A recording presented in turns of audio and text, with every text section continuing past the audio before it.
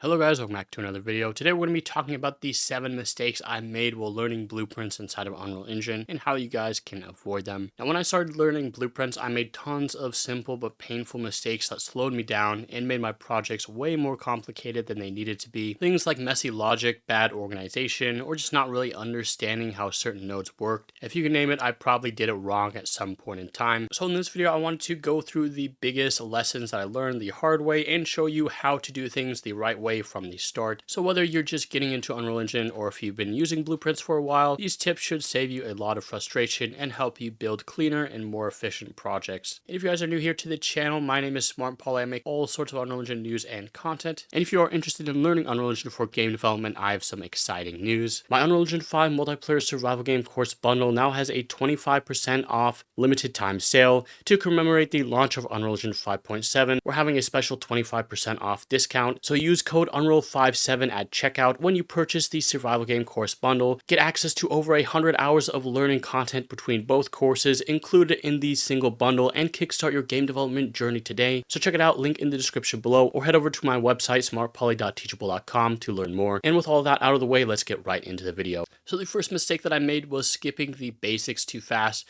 When I first got into Unreal, I wanted to build everything right away. I basically wanted to create a Avatar The Last Airbender inspired MMO survival game where you can pick from different factions. We had things like an inventory system and combat and a skill tree system where you can drag and drop abilities onto your hotbar and all of that it entails. Problem was I didn't actually understand how the basics of Blueprint worked yet. So things like variable types, data tables, or just how the Blueprint execution order works. I'd follow tutorials without really understanding why nodes were connected the way they were, which made debugging later almost impossible. For example, when I was trying to work on this Avatar project, I needed an inventory system for that game that also allowed for things like drag and drop combat. Since I was a complete beginner to Unreal Engine, I followed this 20-part inventory tutorial series and just blindly copied and pasted all the Blueprint code into my project. Sure, some things worked out of the box, but when something didn't, I had absolutely no clue what I was doing or how to fix it because I was just blindly copying and pasting someone else's work, and I didn't even take the time to understand the basics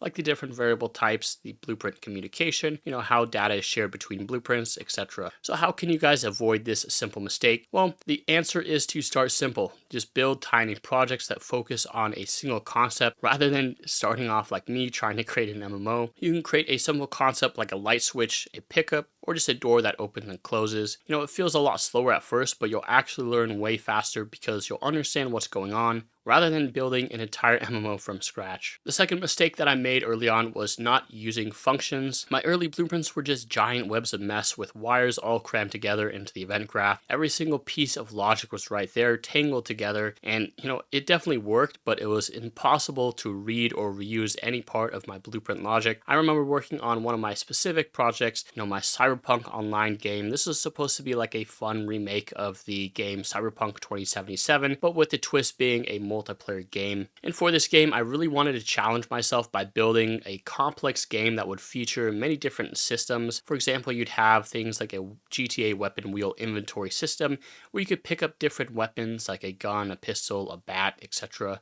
Each weapon would have its own unique abilities. Like obviously a rifle would shoot continuous bullets, and the bat you could use like its melee attack. And now all of this logic was actually implemented inside of the character blueprint class and not even nested into its own individual functions. It was right there on the event graph. So you just open up the character blueprint and the entire game's code is just right there next to the event begin play. So how do you guys avoid this issue? Well, if you find yourself in the same exact place as I was and you're copying and pasting the same group of nodes more than once, that's obviously your cue to either start using a function or a macro. Blueprint functions allow you to reuse certain groups of nodes or logic that you may want to use multiple times. Functions can make your blueprints easier to debug, reuse, and understand, not to mention a lot cleaner. Macros are also like functions in the case that you can add groups of nodes inside of them, but in this case they can allow for things like execution wires, and in most cases you're probably already using macros. In fact, the branch node is considered a macro, so there are some built-in macros in the engine that come included. Now my third biggest mistake was ignoring organization and naming. The problem with learning blueprints is if you really haven't had any previous programming background or experience like me, I ended up thinking that naming really doesn't matter. So what I ended up with was variables like new variable underscore 1, new variable underscore 2, or temp thing, or just test a variable 1, which these might sound like fine for testing or just temporary purposes, but as soon as your project grows or scales up, it becomes a huge mess. You won't be able to identify what variable or what function or what classes serves a purpose. It's going to be a huge headache for you down the line if you try to debug anything. So how do you actually avoid this problem? Well, it's very easy. Just give everything clear names. Things like player health, is dead, has key item. You can capitalize the first letter in each word to make the variable stand out, or you can come up with your own complete naming system. The only thing that really matters here is that you stay consistent to your naming system, so it's just easy for you to read. You can also use things like comments, reroute nodes, and color coding to group logic visually. And again, just keep your event graph clean, readable, and you'll definitely thank me later for that. My fourth biggest mistake was copying blueprint code instead of reusing it or not using inheritance. Basically, another mistake that I made early on was just constantly copying and pasting entire blueprints, like having 3 different versions of the same enemy with slightly different logic, or 5 different weapons, each weapon having the same firing logic that it needed. For example, maybe one weapon was a pistol, the other one was a long-range rifle, another one was a shotgun, etc. But each of these weapons obviously had the same firing logic. Now it worked, but every time I wanted to maybe fix a bug or add a new feature, I had to do it multiple separate times. So how can you guys avoid this? Well, instead of copying and pasting the same class, you can use parent-child blueprints or blueprint inheritance. Basically, you can create a base blueprint class, like a master class that contains shared functionality like health, damage, or movement. Then you can create child blueprints that build on top of it. That way you can make changes to the master class and have everything applied to all the children automatically. And of course, if you guys want a really good example of this, I would highly recommend checking out my survival game course, specifically the chapter on how I created the item system, like the rifle, rocket launcher, etc. Now, my 5th biggest mistake was overusing event tick.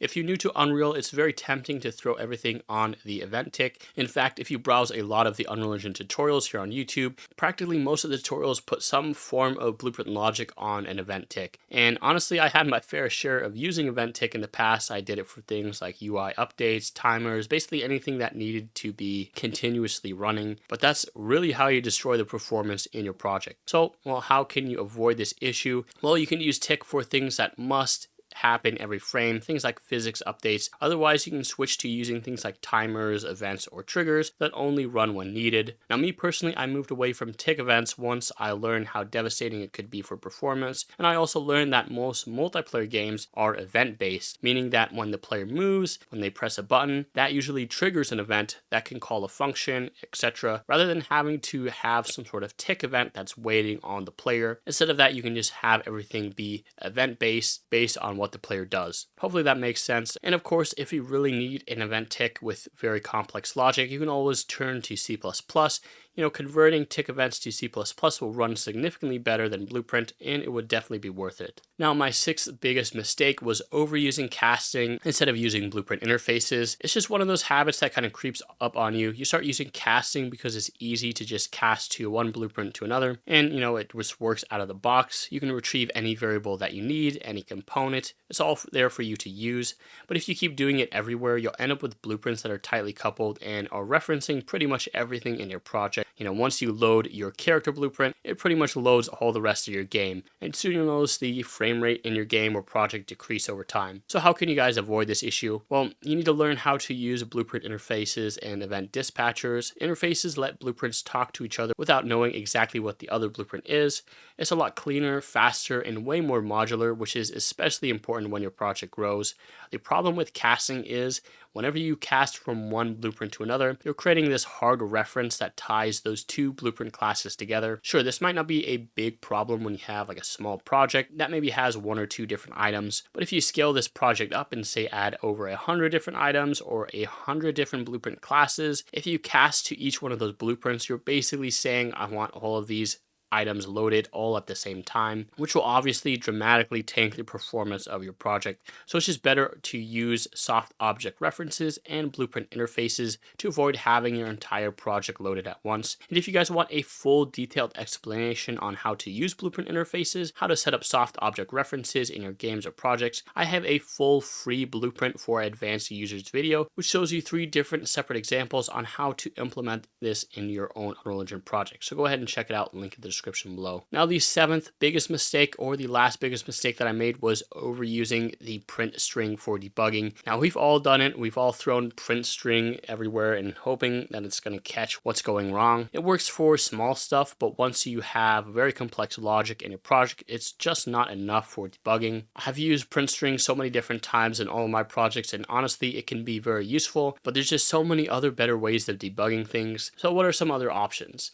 So we can use things like breakpoints. They're a lifesaver for understanding the blueprint flow and logic. You can simply right click on a node and add a breakpoint, and then play through your game and visualize the flow of the logic. Use the arrows to navigate through your code. And additionally, instead of using print string to print out, variable values, you can also right click on those variables and preview your debug values in real time. This is incredibly useful for things like if you need to see the values of an array, if you're working on complex inventory systems, etc. Print string is great for quick checks, but you don't want to rely on it for everything. So yeah, those are the biggest mistakes that I made when learning blueprints, and hopefully how you can skip past them. If you guys found this video helpful, make sure to leave a like and let me know down in the comments what blueprint mistakes you personally run into. I might feature them in a upcoming video. Anyways, that's pretty much it for this video, so hope you guys enjoyed, and I'll see you guys in the next one.